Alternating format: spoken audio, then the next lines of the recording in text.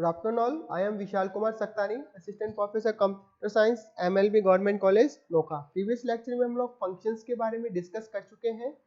आज के इस लेक्चर में सी लैंग्वेज को लर्न करने की अगली कड़ी में हम लोग एरेज के बारे में डिस्कस करेंगे।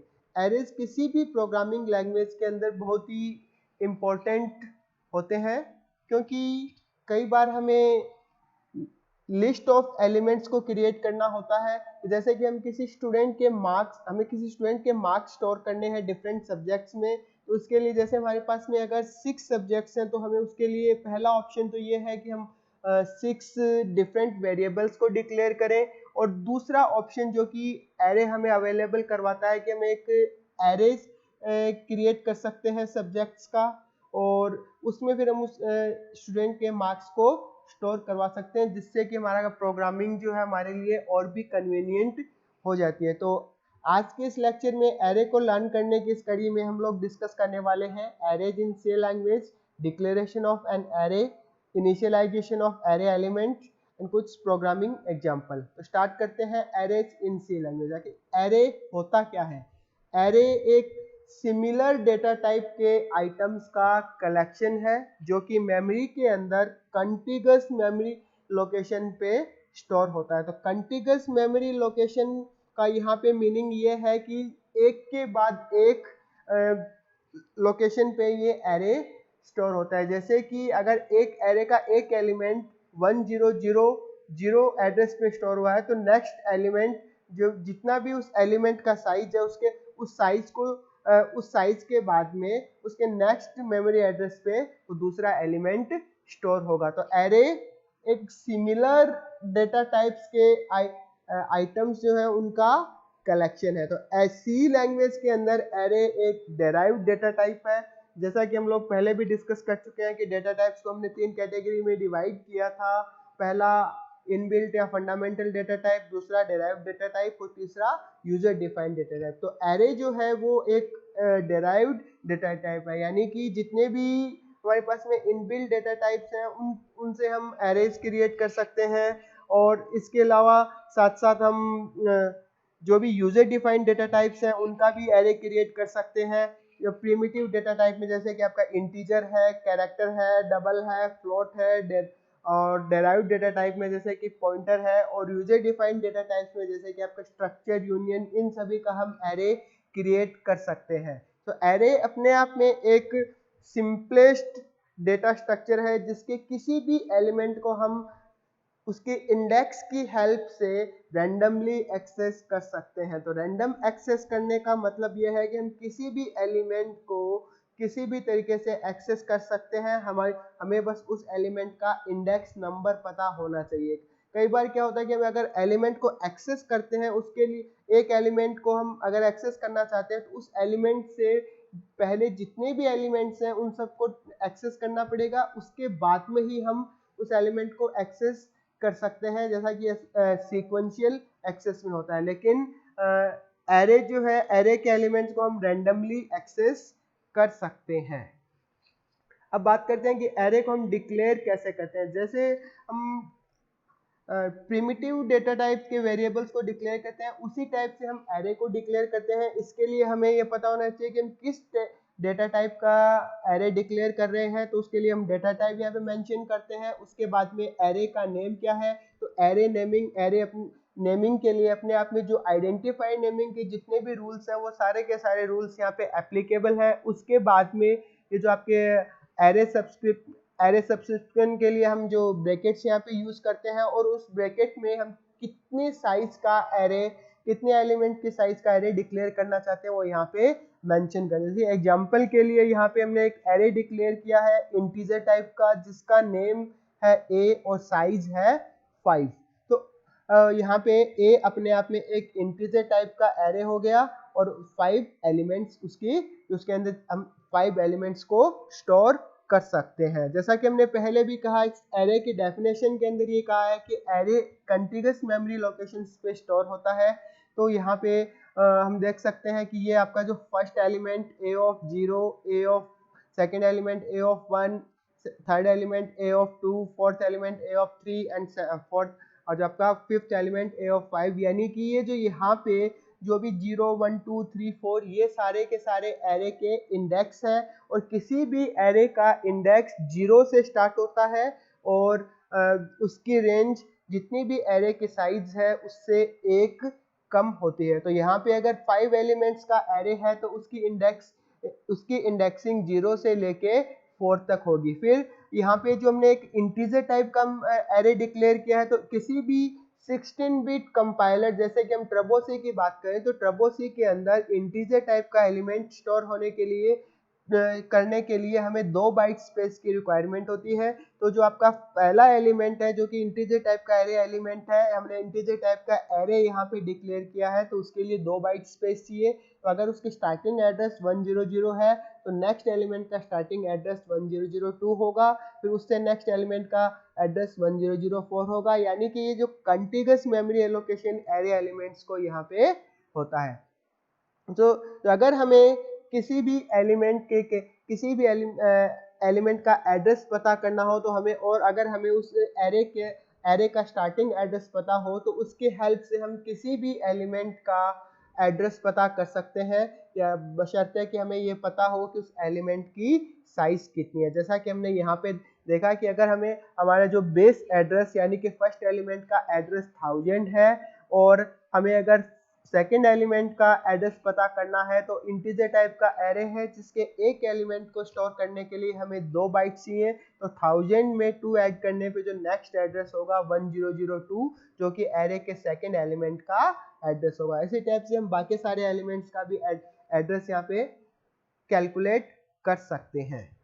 फिर बात करते हैं कि एरे के एलिमेंट्स को हम इनिशियलाइज कैसे करते हैं। इनिशियलाइजेशन जैसा कि हम नॉर्मल वेरिएबल्स के केस में करते हैं, प्रिमिटिव टाइप की वेरिएबल्स जो हम डिक्लेयर करते हैं उनको भी हम कुछ इनिशियल वैल्यू प्रोवाइड करते हैं। उसी टाइप से हम एरे वेरिएबल्स को एरे एलिमेंट्स को कैसे इनिशियलाइज कर सकते हैं वो देखते हैं। तो एरे के एलिमेंट्स को भी हमें, जब भी हम यूज कर रहे हैं तो एरे एलिमेंट्स को हमें इनिशियलाइज करना चाहिए, क्योंकि कंपाइलर जो ऑटोमेटिकली जो कंपाइलर उसको इनिशियलाइज करता है वो गार्बेज या अननोन वैल्यू से इनिशियलाइज करता है, और उस केस में अगर हमने उसको डायरेक्टली एरे को अपने प्रोग्राम के अंदर यूज लिया है तो हम कुछ अनडिजायरेबल रिजल्ट प्रोड्यूस हो सकते हैं। इसलिए हमें एरे एलिमेंट्स को यूज करने से पहले उन्हें इनिशियल वैल्यू प्रोवाइड करनी चाहिए। तो एरेज को हम 2 तरीके से इनिशियलाइज कर सकते हैं, पहला है कंपाइल टाइम और दूसरा है रन टाइम। तो कंपाइल टाइम में हम एरे को कैसे इनिशियलाइज करते हैं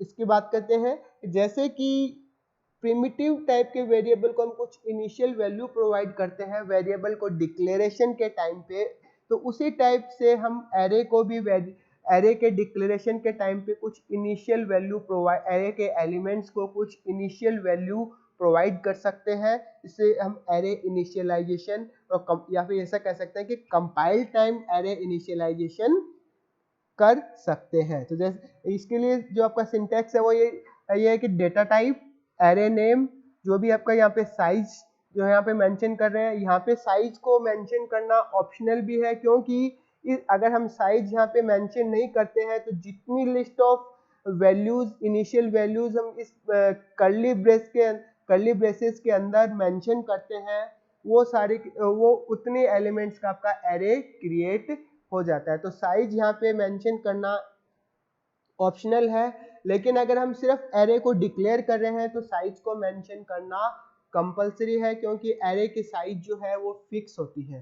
तो इसलिए जब भी हम सिर्फ डिक्लेरेशन कर रहे हैं उस टाइम एरे के साइज को मेंशन करना होता है, और अगर हम डिक्लेरेशन और इनिशियलाइजेशन दोनों एक साथ कर रहे हैं उस टाइम साइज को मेंशन करना कंपलसरी नहीं है, साइज को हम छोड़ सकते हैं।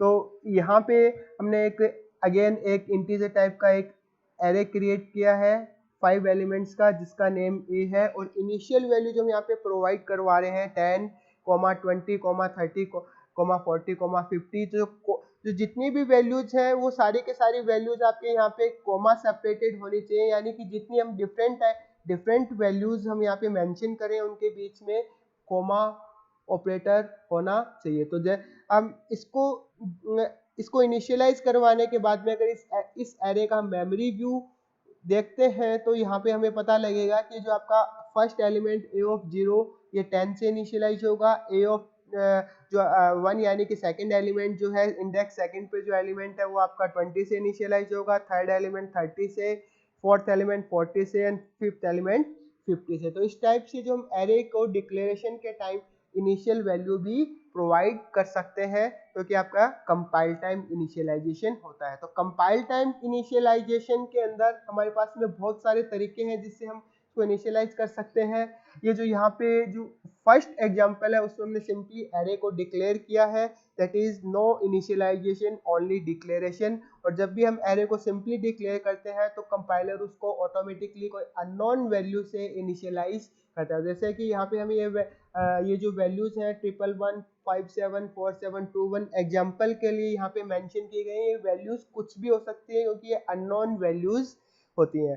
फिर दूसरे एग्जांपल के अंदर जो भी आपका एरे एलिमेंट्स को हम यहाँ पे इंटीजर टाइप का एक एलिमेंट एरे क्रिएट किया है 3 एलिमेंट्स का, जिसको 10 20 30 से इनिशियलाइज किया है।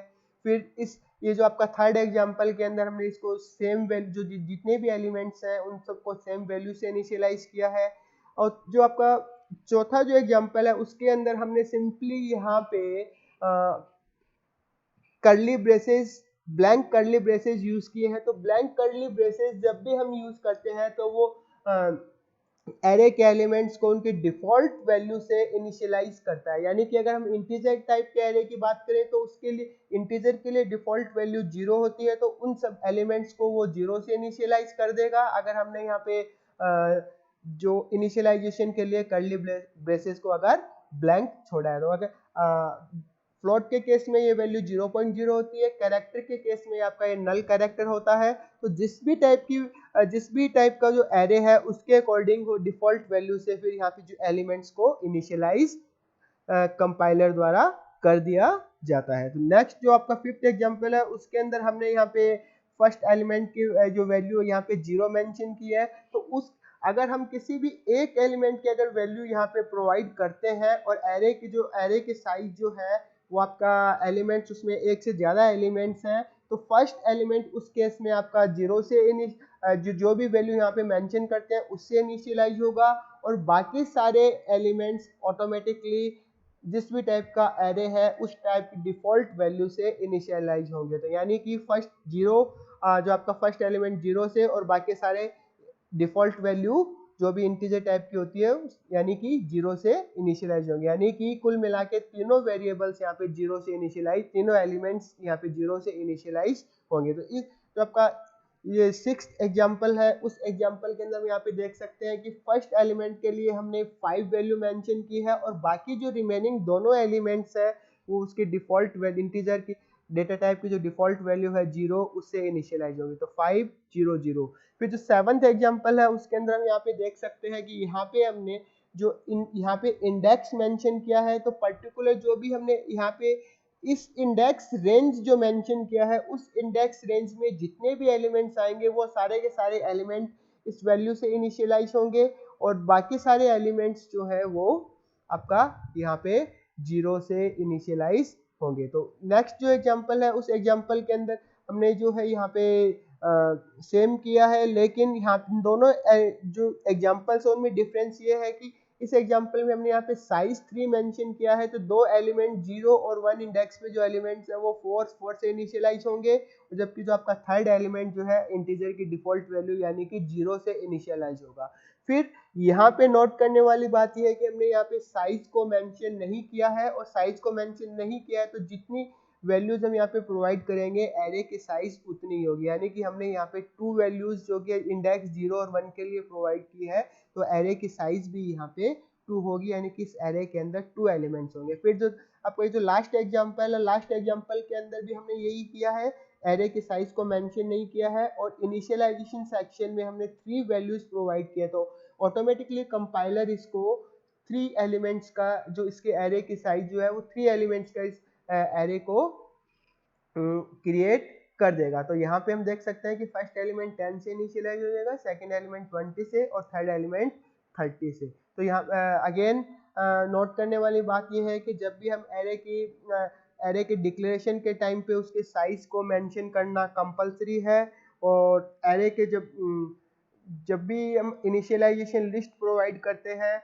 तो उसको साइज को मेंशन करना जरूरी नहीं है, क्योंकि उस केस में जितने भी नंबर ऑफ वैल्यू से हम इनिशियलाइज करते हैं एरे की साइज भी वही होगी।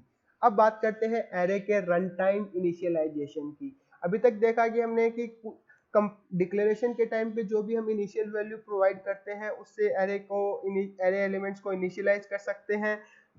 दूसरा तरीका है एरे एलिमेंट्स को इनिशियलाइज करने का, वो है रन टाइम इनिशियलाइजेशन, जिसमें हम एरे एलिमेंट्स की वैल्यू को स्कैनफ फंक्शन की हेल्प से यूजर से इनपुट करवा सकते हैं। यानी कि बेसिकली जो रन टाइम इनिशियलाइजेशन है वो हम लार्ज एरेज के लिए यूज करते हैं, या फिर हमें एरे एलिमेंट्स को यूजर स्पेसिफाइड वैल्यू से इनिशियलाइज करवाना हो तब हम इस टाइप के इनिशियलाइजेशन को यूज करते हैं। तो एग्जांपल के लिए हम यहाँ पे देख सकते हैं कि हमने यहाँ पे किसी स्टूडेंट के 5 सब्जेक्ट्स में मार्क्स को एंटर करवाने के लिए 5 एलिमेंट्स का एरे डिक्लेयर किया है जो कि इंटीजर टाइप का है। एरे का नेम है मार्क्स। और एरे यहाँ पे एक नोट करने वाली बात यह है कि जब भी हम एरे एलिमेंट्स को एक सीक्वेंस में एक्सेस करते हैं तो उसके लिए हम फॉर लूप यूज कर सकते हैं। तो फॉर लूप को यूज करने के लिए हमने यहाँ पे एक काउंटर वेरिएबल जो लूप को कंट्रोल करने के लिए आई लिया है, जो कि आपके इसके साथ साथ एरे के इंडेक्सिंग के अंदर भी हम इसको यूज कर सकते हैं। तो इसके लिए हम यहाँ पे देख सकते हैं कि जो वैल्यू को रीड करेंगे स्कैनफ की हेल्प से, जो कि नॉर्मल किसी भी वेरिएबल को हम स्कैन कर सकते हैं, उसी टाइप से हम बाकी वेरिएबल एरे के एलिमेंट्स को भी यहाँ पे स्कैन कर सकते हैं। तो हमने इस लूप को रन किया है i इज इक्वल टू 0 से लेसर देन इक्वल टू 5, यानी ये लूप टोटल 5 टाइम्स जो लूप बॉडी एग्जीक्यूट होगी। तो उस 5 टाइम लूप बॉडी एग्जीक्यूट होने का मतलब 0 से लेके 4 i की वैल्यू 4 तक ही आपका लूप एग्जीक्यूट होगा, जो कि आपके 5 एलिमेंट के एरे के लिए इंडेक्स है 0 1 2 3 4। तो इस टाइप से जब भी i की वैल्यू 0 होगी तो ये जो आपका फर्स्ट एलिमेंट की वैल्यू को स्कैन करेगा, फिर i की वैल्यू 1 होगी तो सेकेंड एलिमेंट के वैल्यू को स्कैन करेगा, i की वैल्यू 3 होगी तो फोर्थ एलिमेंट को, और i की वैल्यू 4 होगी तो फिफ्थ एलिमेंट की वैल्यू को स्कैन करेगा। तो इस टाइप से हम रन टाइम पे एरे को इनिशियलाइज कर सकते हैं। अब ये बेसिकली जो प्रोग्राम बनाया है, इस प्रोग्राम के अंदर हमने एक एरे एलिमेंट्स को रन टाइम पे इनिशियलाइज करके उनकी वैल्यूज को यहाँ पे प्रिंट किया। तो जैसे यहाँ पे हमने एक मैसेज प्रिंट करवाया है, तो सबसे पहले जब भी एग्जीक्यूट होगा ये प्रोग्राम, ये मैसेज प्रिंट होगा। ये मैसेज प्रिंट होने के बाद में हम यहाँ पे मार्क्स एंटर करेंगे। जैसे कि एग्जांपल के लिए हमने यहाँ पे एंटर किया 58, 69, 78, 82, 64। और जब भी प्रिंट करवाएंगे तो जो भी एरे एलिमेंट्स के अंदर, जैसा कि आपके फर्स्ट एलिमेंट की वैल्यू 58, तो ये आपके यहाँ पे जो प्रिंटफ स्टेटमेंट है वो फर्स्ट एलिमेंट की वैल्यू को प्रिंट करेगा, फिर सेकेंड, फिर थर्ड, फिर फोर्थ, फिर फिफ्थ, जो कि है। इस टाइप से हम एरे के एलिमेंट को प्रोग्राम के अंदर एक्सेस कर सकते हैं। तो एक्सेस करने के लिए हम यहाँ पे देख सकते हैं कि हमें एक इंडेक्स वेरिएबल की जरूरत होती है, एक इंडेक्स नंबर की जरूरत होती है। तो उसकी हेल्प से हम रैंडमली किसी भी एरे को एक्सेस कर सकते हैं। अब बात करते हैं एक दूसरे प्रोग्रामिंग एग्जांपल की। एक्चुअली ये प्रोग्रामिंग एग्जांपल जो है बिल्कुल पिछले प्रोग्रामिंग एग्जांपल से मिलता जुलता है। यहाँ पे हमने सिर्फ जो यहाँ पे प्रोसेसिंग की है या फिर जो भी हमने ऑपरेशन परफॉर्म किया है, वो बेसिकली स्टूडेंट के जितने भी जो सब्जेक्ट्स में हमने मार्क्स एंटर करवाए हैं वो 100 में से हमने एंटर करवा के, और उसके अंदर जो उनका जो टोटल उसने कितने मार्क्स स्कोर किए और उसके जो मार्क्स की परसेंटेज क्या है उनको प्रिंट करवाने के लिए ये प्रोग्राम यहाँ पे बनाया। तो यहाँ पे हम ये देख सकते हैं कि जो आपका एरे को स्कैन करने का जो प्रोसीजर होगा एलिमेंट्स को वो सेम होगा। और उसके बाद में सम के अंदर जो यहाँ पे हमने सम वेरिएबल के अंदर जीरो से इनिशियलाइज करवाया इसको, और उसके बाद में यहाँ पे एक 1 बाई 1 करके हम एलिमेंट्स को एक्सेस करते जाएंगे और सम के अंदर ऐड करते जाएंगे, जिससे हमें इसका जो एरे एलिमेंट्स का टोटल मिल जाएगा। यानी कि मार्क्स का जो 5 सब्जेक्ट में जो मार्क्स हमने एंटर किए हैं उसका टोटल यहाँ पे सम वेरिएबल के अंदर स्टोर हो जाएगा। और उसके बाद में हम यहाँ पे परसेंटेज जो है हमने फ्लोट टाइप का लिया है, तो फ्लोट टाइप को यहाँ पे हम कैलकुलेट कर सकते हैं, क्योंकि यहाँ पे हमने इस सम को फ्लोट में टाइप कास्ट किया है, क्योंकि टाइप कास्ट इसलिए किया है कि अगर हम सम को टाइप कास्ट नहीं करेंगे तो जो रिजल्ट है वो आपका इंटीजर टाइप का होगा, तो एक्चुअल जो वैल्यू है परसेंटेज की वो यहाँ पे हमें नहीं मिल पाएगी, एक्यूरेट वैल्यू नहीं मिल पाएगी। इसलिए हमने पहले जो सम वेरिएबल है उसको फ्लोट में कन्वर्ट किया है और उसके बाद में परसेंटेज कैलकुलेट किया, यानी कि जितना भी जो भी टोटल है, टोटल डिवाइडेड सम जो भी हमारा है उसको 5 सब्जेक्ट में हमने 100 से मार्क्स 100 में से मार्क्स उसके एंटर किए हैं, तो डिवाइडेड टोटल 500 हो गया, तो मैक्सिमम मार्क्स, तो 500 से इसको डिवाइड किया और 100 से मल्टीप्लाई किया, जो कि इससे हमारा जो परसेंटेज है वो कैलकुलेट होके यहाँ पे आ जाए। तो उसके बाद में हम लोग यहाँ पे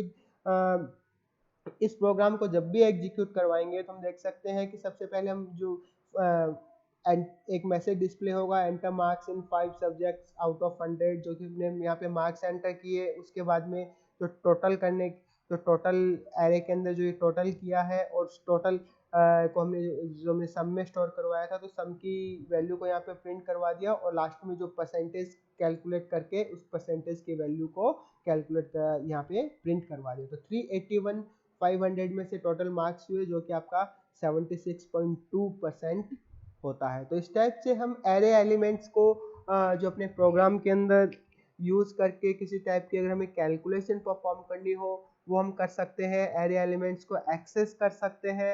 एरे एलिमेंट्स के अंदर हम बहुत सारे ऑपरेशंस भी परफॉर्म कर सकते हैं, कि जैसे कि एलिमेंट्स को इंसर्ट करवाना, किसी एलिमेंट को सर्च करना कि प्रॉपर एक गिवन एलिमेंट एरे के अंदर एग्जिस्ट करता है या नहीं, ये सब ऑपरेशन हम एरे के अंदर परफॉर्म कर सकते हैं। तो ये सब हम नेक्स्ट लेक्चर के अंदर डिस्कस करेंगे। Thank you.